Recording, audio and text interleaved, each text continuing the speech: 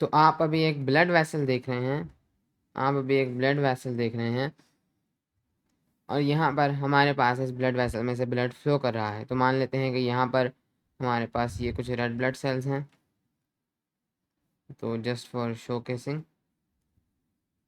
और मान लेते हैं कि ब्लड इस तरफ मूव कर रहा है।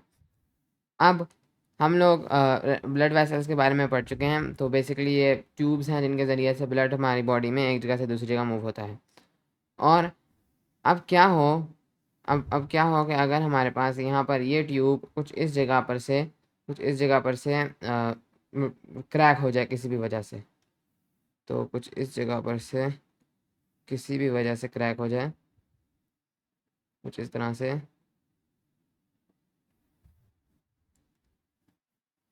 तो अब कुछ इस तरीके से ये क्रैक हो जाए,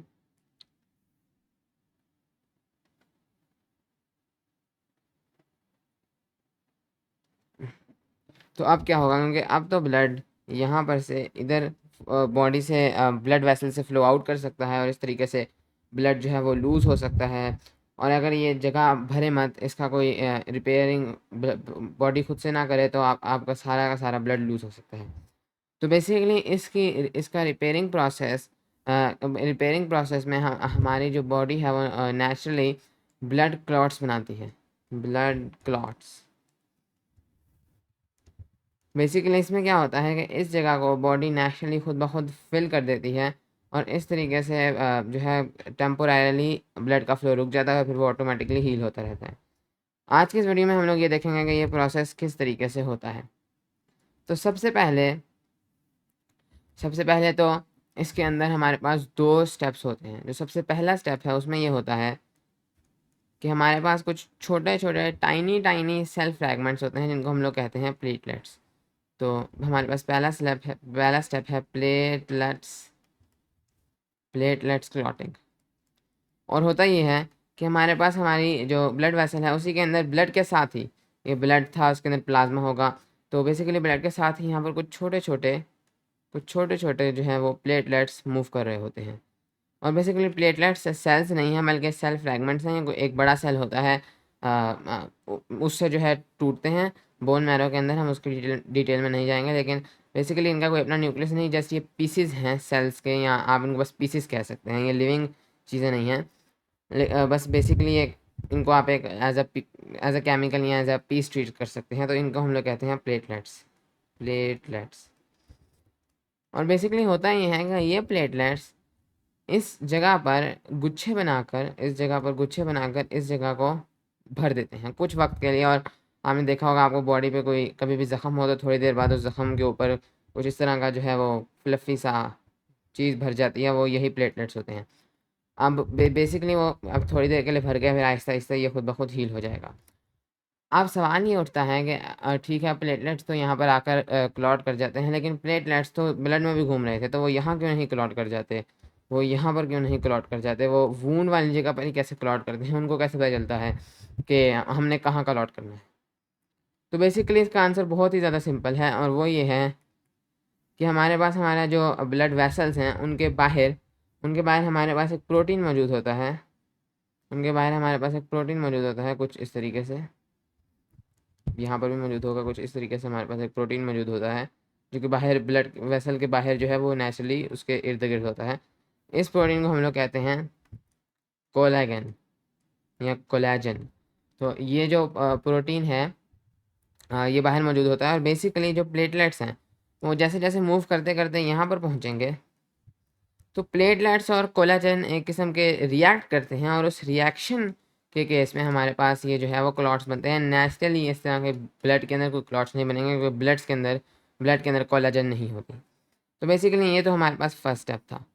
अब हमारे पास यहाँ पर ब्लड के क्लॉट्स बन चुके हैं, लेकिन एक मसला ये है कि ये ब्लड के क्लॉट्स इतने ज़्यादा स्टेबल नहीं होते। ये बस जो है थोड़ी देर के लिए हैं, और अभी भी इनसे हल्का हल्का जो है वो खून जा रहा है, और अभी इतने स्टेबल नहीं हुए हैं। इनको थोड़ा सा सॉलिड होना है, इनको और थोड़ा सा ज़्यादा स्टेबल होना है। तो जो दूसरा स्टेप है उसके अंदर एक एक प्रोटीन आता है जिसको हम लोग कहते हैं फाइब्रिन। बेसिकली कुछ इस तरह का प्रोटीन होता है कि यहाँ पर ये हमारी जो है ब्लड वेसल के अंदर ही प्लेटलेट्स की तरह ये मूव कर रहा होता है, और यहाँ पर आकर जब ये इस जगह पर पहुँचता है वूंड वाली जगह पर, तो ये जो प्रोटीन्स के डिफरेंट सेगमेंट्स हैं वो मिल जाते हैं। इस तरीके से आकर इधर मिलकर इधर गुच्छा सा बना देते हैं बिल्कुल प्लेटलेट्स की तरह, और एक मैश बना देते हैं जिसको हम लोग कहते हैं फाइब्रिन मैश। तो बेसिकली यहाँ पर फाइब्रिन मैश, और यहाँ पर एक मैश सा बना देते हैं और इसको जैसे आप देख सकते हैं स्टेबल कर देते हैं, इसको और ज़्यादा सॉलिडिफाई कर देते हैं ये प्लेटलेट्स का जो ऑलरेडी क्लॉट हुए होते हैं, और इस तरीके से आपका ब्लड क्लॉट मुकम्मल हो जाता है और ब्लड क्लॉट और ज़्यादा स्टेबल हो चुका होता है। अब एक अगला सवाल ये उठता है कि फिर ये जो सबसे पहले ये कि ये जो फाइब्रिन प्रोटीन्स हैं इनको कैसे पता चलता है कि उन्होंने कहाँ पर जाकर ये जो है वो मिलना है, और दूसरा है कि वो मिलते कैसे हैं। तो बेसिकली वो तो यहाँ ब्लड के अंदर क्यों नहीं मिल रहे, यहीं पर क्यों इस तरह का मैश नहीं बना रहे, यहीं पर क्यों मैश बना रहे हैं। तो इसके पीछे काफ़ी इंटरेस्टिंग रीज़न है, और वो ये होता है कि सबसे पहले हमें ये समझना होगा कि फाइब्रिन के जो सेगमेंट्स हैं वो मिलते कैसे हैं। तो बेसिकली फाइब्रिन कुछ इस तरह से सेगमेंट्स का बना हुआ होता है, तो कुछ बेसिकली कुछ इस तरह के सेगमेंट्स का,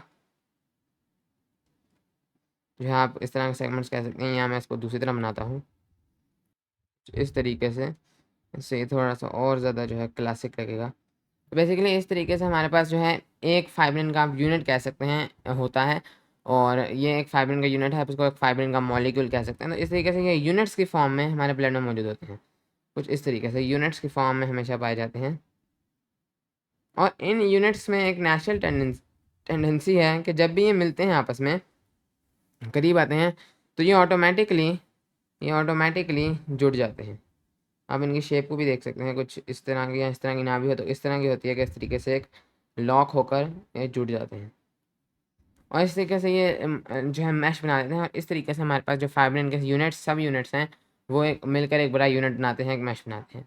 अब जो वो ये सवाल है कि उनको कैसे पता चलेगा कि हमने कहाँ पर जुड़ना है। तो बेसिकली इसका जो रीज़न है वो काफ़ी इंटरेस्टिंग है, और वो ये होता है कि हमारी जो ब्लड वेसल्स हैं उनके अंदर बेसिकली फाइब्रिन मूव नहीं कर रही होती। तो आम तौर पे तो मैं कह सकता था कि मसलन ये एक फाइब्रिन का सब यूनिट, ये एक फाइब्रिन का सब यूनिट, ये एक फाइब्रिन का सब यूनिट, तो ये कुछ इस तरीके से यहाँ पर मूव कर रहे हैं ब्लड के साथ। देखने में तो ठीक लगता है, लेकिन फिर वही मसला आ जाता है कि ये ब्लड के अंदर कहीं भी मिल जाएंगे। तो बेसिकली हमारे पास फाइब्रिन डायरेक्ट जो है एक्टिवेटेड फॉर्म में उसके जो है वो मॉलिक्यूल इस तरह मूव नहीं कर रहे होते, बल्कि हमारे पास कुछ एक ऐसी चीज़ मूव करी होती है जिसको हम लोग कहते हैं फाइब्रिनोजन। और यहाँ पर मैं ओजन को और कलर में लिखूँगा ओजन, क्योंकि बेसिकली ये सिंपल वे में इनएक्टिवेटेड एक्चुअली सिंपल वे में इनएक्टिवेटेड फाइब्रिन है। यानी ये फाइब्रिन ही है, लेकिन ये एक ऐसी फॉर्म में है उससे थोड़े से चेंज डिफरेंट में कि अब ये इस तरीके से इसके यूनिट्स जो हैं वो मिल नहीं सकते हर वक्त। तो बेसिकली कुछ इस तरह से अगर मैं एक आइडिया आपको दूँ तो कुछ इस तरह से हो सकता है कि मसलन ये फाइब्रिन का एक सब यूनिट था, और इसके साथ एक यहाँ पर एक पीस अटैच हो जाता है, और यहाँ पर मेरे पास दूसरा जो है वो फाइब्रिन का सब यूनिट था, इसके साथ भी एक पीस अटैच्ड है। और अब जाहिर सी बात है ये दोनों नहीं मिल सकते क्योंकि यहाँ पर इनकी शेप मैच नहीं कर रही है।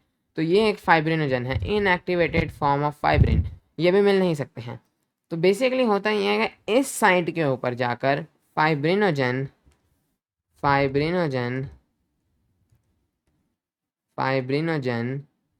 हमारे पास कन्वर्ट हो जाती है फाइब्रिन में। तो बेसिकली इस तरह से हमारे पास इस जगह पर जाकर जैसे ही फाइब्रिन में कन्वर्ट होगी तो एक मैश बन जाएगा। अब अगला सवाल रेज होता है कि कैसे जो फाइब्रिन है वो फाइब्रिनोजन ब्लड वेसल के अंदर ही क्यों फाइब्रिन में कन्वर्ट नहीं हो जाती और यहाँ पर जाकर ही क्यों होती है। तो बेसिकली इसको कन्वर्ट करने के लिए एक और जो है वो प्रोटीन का हाथ होता है जिसको हम लोग कहते हैं टिश्यू फैक्टर्स। कुछ इस तरह के छोटे छोटे से प्रोटीन्स होते हैं। तो बेसिकली टिश्यू फैक्टर्स और बेसिकली ये जो टिश्यू फैक्टर्स हैं ये ब्लड वेसल्स के बाहर नहीं पाए जाते, लेकिन मगर जैसे ही कोई भी टिश्यू डैमेज होता है, तो ये डैमेज हुआ है ब्लड वेसल की आउटर लाइनिंग का टिश्यू, तो वो ऑटोमेटिकली इनको रिलीज़ कर देता है। तो ये बेसिकली जैसे ही डैमेज होंगे तभी ये रिलीज़ होंगे। अब क्या होता है कि आप फिर सोच सकते हैं कि अच्छा इसकी वजह से जो है फाइब्रिनोजन फाइब्रिन में कन्वर्ट होगा, तो बेसिकली हो सकता है कि ये कोई इस तरह का पीस सा हो, इस तरह की नाइफ सी हो, या दूसरे अल्फाज में एक एंजाइम हो जो कि इसको यहाँ पर से कुछ इस तरह का नाइफ सी हो जो कि इसको यहाँ पर से इस दोनों पीसेस को काट दे। एक पीस यहाँ पर चला जाए, एक पीस यहाँ पर चला जाए, इस तरीके से इस पीसेस को काट दे और जो है हमारे पास फाइब्रिन बन जाए, वो दोनों मिल जाएँ। लेकिन एक्चुअली में अनफॉर्चुनेटली जो हमारे पास प्रोसेस है वो बहुत ज़्यादा कम्प्लेक्स है और ऐसे नहीं होता। तो बेसिकली इसको समझने के लिए हम एक सिनेरियो इमेजिन करते हैं कि मान लेते हैं कि आप जो है वो टिश्यू फैक्टर हैं, आपको इसी तरीके से फाइब्रिन को जो है वो फाइब्रोनेन में कन्वर्ट करना है, या आपको मसलन कोई भी काम करना है एक एक करके। तो अब यहाँ पर इस साइट पर हमें मिलियंस ऑफ फाइब्रिनोजन चाहिए होते हैं। तो क्या सबसे अच्छा तरीका ये है कि आप बैठ के अलग अलग एक एक जो है वो फाइब्रिन को फाइब्रिनोजन में कन्वर्ट करें, फाइब्रिनोजन को फाइब्रिन में कन्वर्ट करें। तो ऑफ कोर्स ऐसा नहीं है, इस तरीके से तो बहुत ज़्यादा टाइम लग जाएगा। तो बेसिकली इसका एक और आसान तरीका ये है कि आप एक जो है वो 10 और दोस्तों को बताएं, वो 10 दोस्त और 10 दोस्तों को बताएं, वो 10 दोस्त और 10 दोस्तों को बताएं। उस तरीके से एक मिलकर एक पूरी टीम इनको जो है वो फाइब्रिनोजन को एक एक करके फाइब्रिन में कन्वर्ट करते हैं। तो बेसिकली कुछ ऐसा ही टिश्यू फैक्टर्स करते हैं। और बेसिकली करते ही हैं कि टिश्यू फैक्टर्स एक और जो है वो प्रोटीन को इनएक्टिवेटेड फॉर्म से एक्टिव फॉर्म में कन्वर्ट करते हैं। वो प्रोटीन्स एक और प्रोटीन जिसकी हमने बात नहीं की है उसको इनएक्टिवेटेड फॉर्म से एक्टिव फॉर्म में जो है वो कन्वर्ट करते हैं, वो एक और को, और फिर ये प्रोसेस चलता रहता है और आखिरकार हमारे पास एक प्रोटीन आता है जिसको हम लोग कहते हैं थ्रोम्बिन, और इसकी काफ़ी ज़्यादा मकदार हो गई थ्रोम्बिन। और बेसिकली ये जो थ्रोम्बिन है ये एज अ नाइफ इस्तेमाल होता है, और ये एज अ नाइफ एक्ट करके यहाँ एक एंजाइम के तौर पर एक्ट करके इसको कट कर देता है। तो बेसिकली ये काम हमारे पास थ्रोम्बिन प्रोटीन करता है।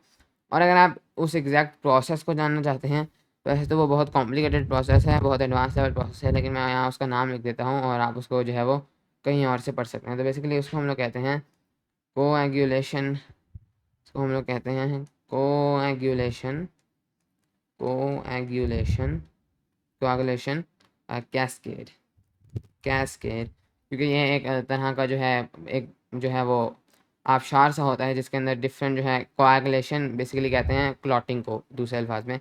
तो ये जो क्लॉटिंग प्रोटीन्स हैं ये सारे जो हैं फैक्टर्स वगैरह ये सारे इस तरीके से फुल जो है सीरीज़ में एक्टिवेट होते जाते हैं। तो इसको हम लोग कहते हैं कोएगुलेशन कैस्केड। तो बहुत ज़्यादा कॉम्प्लेक्स प्रोसेस है, तो आप इसको देख सकते हैं अगर आप देखना चाहें तो होपफुली इस वीडियो से आपको ब्लड क्लॉट्स कैसे बनते हैं इसको समझने में मदद मिली होगी।